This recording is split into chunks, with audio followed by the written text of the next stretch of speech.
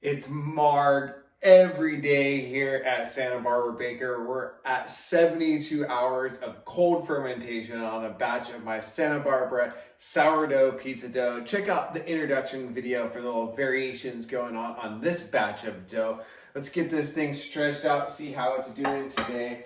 I was pulling it out of the fridge. It was looking really nice and perky. I had it on a sheet pan in there, and I feel anytime you take it off of a pan like that, putting it on another surface, it's never ideal. I feel like you want to go best just straight from your dough tray or whatever you're storing your dough in, right to making the pizza. But you know, with this, we're doing Marg every day, one batch of dough. We don't want a bunch of pans in there. So I just pull off a dough onto an oiled plate like this, which works, but you'll see it kind of just flattens out a bit, but ends up being okay.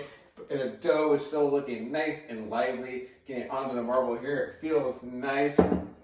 Always tempering my dough. I bring it up to room temperature about 90 minutes. And you want to do at least 60 minutes. And when the dough is nice and warm, it should stretch a little bit nicer and just be in prime condition to fire out in our Ooni, which I got outside, all heating up. I do at least 30 minutes on the Koda 16 and then turn it down before I load it. All right, back to the dough. How is it feeling compared to yesterday? It feels a little more proof and a little more relaxed. It's opening up really nice. I just go through and just start patting around the dough, preserving that crust and also preserving the center because you can never get that back. It's kind of a nice trick if your centers end up too thin. Dough's feeling really nice. Get this thing flipped over.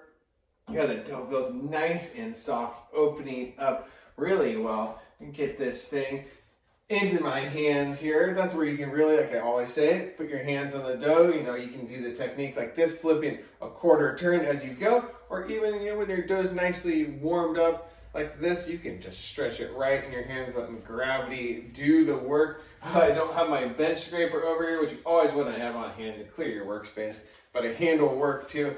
But I'm just opening up here using gravity. You can see here, you can start to see through the bottom of the dough. This is looking nice. It's a 314 gram dough ball. Shooting for about a 13 to 14 inch pizza. This is looking good to me. This is gonna be the top of the pizza down onto the marble. A big fat bubble on the center here, which is unfortunate. I'm gonna pop that. You gotta watch that though. I'll put some extra flour on there because you'll end up with a thin spot oftentimes when you have a big bubble like that pop. I'm just gonna hit the bottom here with a nice little dusting of flour because we'll just clean up any excess flour. We don't put any more excess flour onto the peel, so we don't dump that into the oven.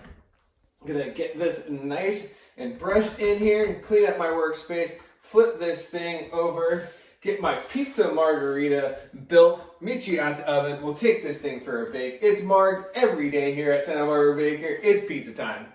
Loading up our 72-hour Pizza Margherita into the Ooni Koda 16. I did a full preheat, then we just turned it down just a little bit ago before I loaded it up. The oven was really hot, over 900 degrees. So gotta watch it here. Our first turn might come a little sooner than my typical bake. It's bubbling up really nice, maybe a big bubble in the center, which can become problematic here. But we'll hang tight, see how it goes. When you're going for that first turn, as I always say, use your sight. Look in there. You're seeing leoparding going on. You're seeing that cheese start to melt, the crust set. You're going in with that turning peel. You want to make sure that have some nice set on that crust or you end up with a sticky pizza. All right, I'm thinking about a first turn here. I'm seeing some nice bubbles going up. Just kind of free this up here as there's that big bubble there. Want to make sure this doesn't burn, also that it doesn't stick. Careful with this first turn here with that sticky spot that definitely could rip here. I think we might have ripped it. We'll just hang tight here. I can hear it sizzling. See if it'll reset in there. It's smoking up a bit. It's just a little thin on that bubble spot there. See how that goes. See if we can salvage this. Looking a little dark. A big hole in there. That was thanks to that bubble. That was that bubble when I was stretching. There was a big fat one. Made a thin spot. Popped up. Now we got a little bit of charge going on here. We'll see if we can salvage it.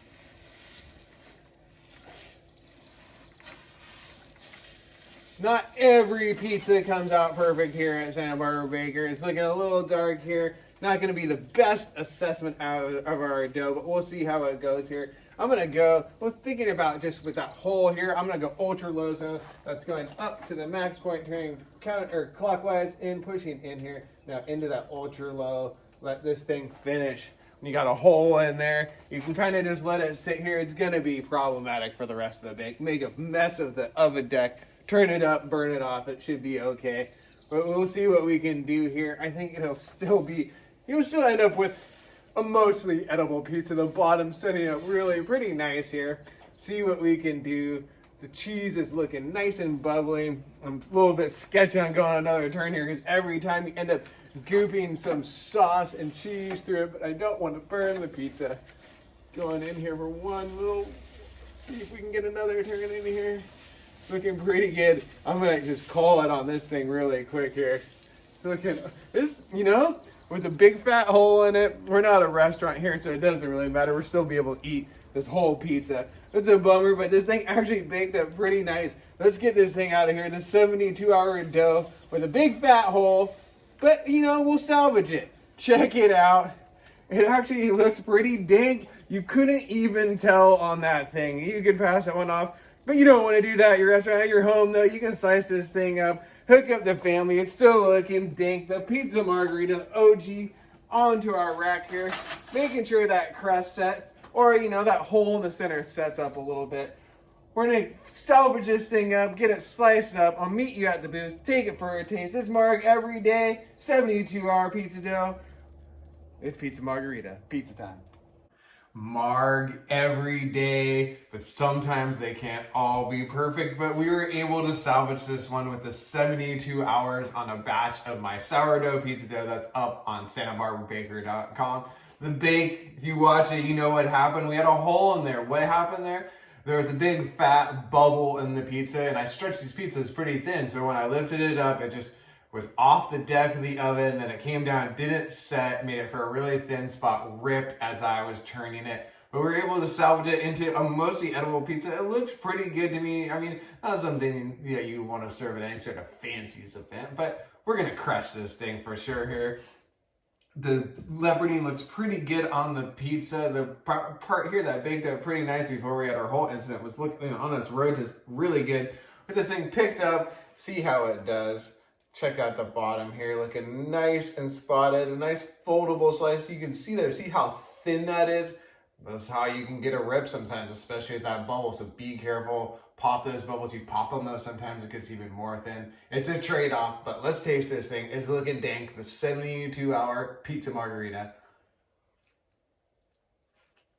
Oh wow, it is so delicious, even with that hole in the center. That's why you should never panic, freak out, get all grumpy when you're baking your pizza and you rip it, because you can usually salvage it into something that's amazingly delicious, like this Pizza Margherita.